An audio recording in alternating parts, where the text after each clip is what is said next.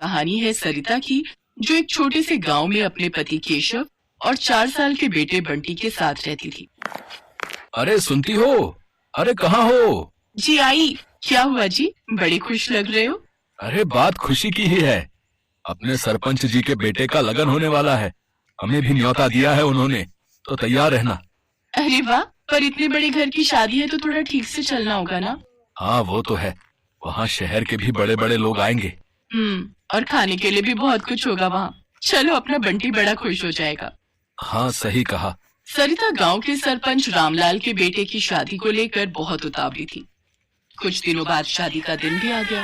केशव सरिता और बंटी को लेकर शादी में पहुंचा। पंडाल में एक से बढ़कर एक लजीज व्यंजन सजे हुए थे, मगर सरिता और केशव की नजर बस पालक पनीर के बर्तन पर ही अटकी हुई थी। जब खाने की शुरुआत हुई तो दोनों ने भरपेट पालक पनीर खाया और छोटे बंटी ने भी पहली बार पालक पनीर का स्वाद चखा। असल में केशव की माली हालत बहुत खराब थी, तो घर में 2 वक्त हर किसी को पेट भर खाना मिल जाए, यही एक बड़ी चुनौती थी। ऐसे में ये दावत उनके लिए किसी सौगात से कम नहीं थी। तीनों ने शादी की दावत अच्छे से खाई और फिर अगले दिन, माँ मुझे वो खाना है। क्या बेटा, क्या खाना है मेरे बच्चे को? वही जो हमने कल खाया था, हरा हरा सा, जिसमें वो सफेद सफेद डब्बे थे। अच्छा वो, अरे मेरे प्यारे लल्ला, उसे पालक पनीर कहते हैं। हाँ माँ, वही पागल पनीर। अरे मेरे लल्ला, ठीक है, मैं अपने लल्ला के लिए बना दूंगी पागल पनीर। ठीक है माँ। हंसी हंसी में सरिता ने बंटी से पालक पनीर बनाने का वादा तो कर दिया, लेकिन वो खुद नहीं जानती थी कि वो ये करेगी कैसे। केशव एक छोटा किसान था। जब उसकी फसल बिकती थी तभी थोड़े बहुत पैसों का इंतजाम हो पाता था, और उन्हीं पैसों में अगली फसल तक का खर्चा चलाना होता था। और ये बात सरिता भी अच्छे से समझती थी। उफ, बंटी से बोल तो दिया, पर पालक पनीर बनाने में तो बड़ा खर्चा होगा, और अभी तो बहुत तंगी है। इनसे बात भी की तो बहुत गुस्सा करेंगे, अब क्या करूं मैं? सुबह उठते ही सरिता को चिंता होने लगी, क्योंकि उसने केशव से रुपए मांगे नहीं थे और बंटी सुबह से ही पालक पनीर खाने की जिद कर रहा था। सरिता बुझे मन से रसोई में गई और जाकर आटा गूंथने लगी। तभी उसे एक ख्याल आया। वो जल्दी से पड़ोसी के खेत से थोड़े से ताजे पालक के पत्ते मांग कर ले आई। फिर उसने गूथे आटे की लोई के चौकोर टुकड़े करके उन्हें अच्छे से पकाया और उन्हें पालक पकाकर उसमें बिल्कुल पनीर की तरह डाल दिया। और फिर, माँ जल्दी लाओ ना, पागल पनीर बना नहीं क्या अब तक? बन गया लल्ला, लो, ये रहा। अरे वाह, आज तो मजा ही आ जाएगा। हाँ मेरे बच्चे, लो अब जल्दी से खाओ। मासूम बंटी बिना कुछ समझे बूझे खाता गया, मगर सरिता अंदर से बहुत दुखी थी, क्योंकि वो तो सच जानती थी। फिर उसी शाम, बाबा आपको पता है माँ ने आज क्या बनाया? अब क्या बनाया बेटा? माँ ने आज वो शादी वाला पागल पनीर बनाया खाने में। क्या? अच्छा। उसे पालक पनीर कहते हैं बेटा। केशव बंटी की बात पर हंसा, पर वो हैरान भी था कि आखिर पालक पनीर बनाने के लिए सरिता पैसे कहाँ से लाई। उसने फौरन अंदर जाकर सरिता से पूछा, सरिता, वो बंटी बता रहा था कि तुमने पालक पनीर बनाया है।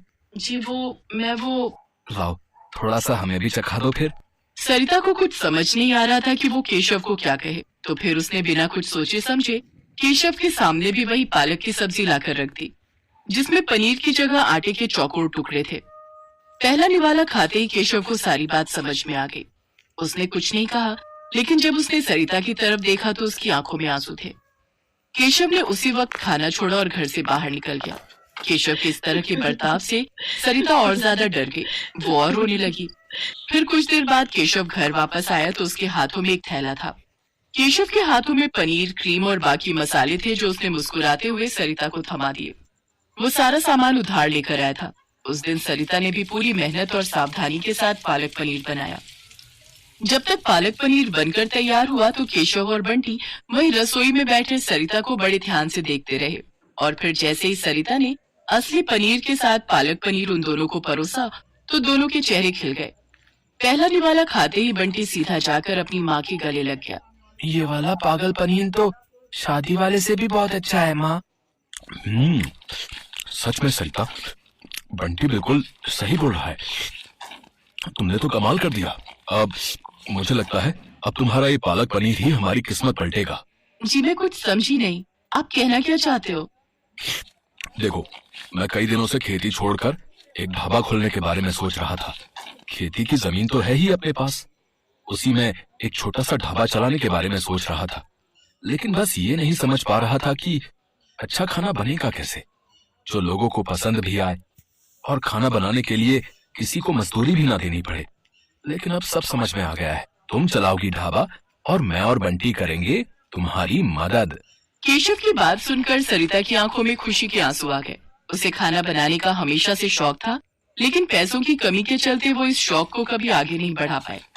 लेकिन अब उसका ये शौक उनकी कमाई का जरिया बनने वाला था, तो सरिता भी पूरी तरह से तैयार थी। पूरे एक हफ्ते की मेहनत के बाद सरिता का पालक पनीर ढाबा बनकर तैयार हो गया। शुरुआत के लिए केशव को थोड़े पैसे कर्ज पर लेने पड़े, लेकिन फिर सरिता की मेहनत और लगन ने वो कर दिखाया जिसकी केशव ने उससे उम्मीद लगाई थी। यूं तो सरिता ढाबे के लिए खाने के लिए कई चीजें बनाती थी, लेकिन उसका बनाया पालक पनीर ही सबसे ज्यादा लोगों के सिर चढ़कर बोल रहा था। भाई वाह, मजा ही आ गया भाई। भैया पालक पनीर में इससे पहले ऐसा स्वाद नहीं आया, बता रहे। गजब बना भैया, गजब, कसम से। किसने बनाया वैसे? कोई खास कारीगर है क्या आपके पास? है? जी हाँ, है ना।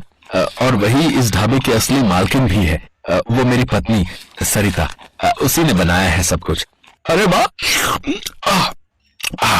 ये तो बहुत बढ़िया बात है भैया। तो फिर ठीक है, देखो भैया, अगले महीने मेरे घर में दावत है, तो दावत के खाने का पूरा ऑर्डर आपका है। बस इतना बताओ कि एडवांस कितना देना है। अरे आपका बहुत बहुत शुक्रिया साहब, लेकिन खाने में क्या क्या बनाना है पहले ये तो बताइए। भाई अपनी तो एक ही डिमांड है, बिल्कुल ऐसा ही पालक पनीर है, बाकी सब आप देख लेना। करीब 250 लोगों की दावत है। और हाँ, एक बात और, ये दावत निपटा लो, फिर एक काम और है आपसे। जी वो क्या? मेरा बेटा इंटरनेट पर हुनरमंद लोगों की वीडियोस बनाकर डालता है। हाँ, और मुझे पूरा विश्वास है कि आपका ढाबे का वीडियो इंटरनेट पर धमाल मचा देगा।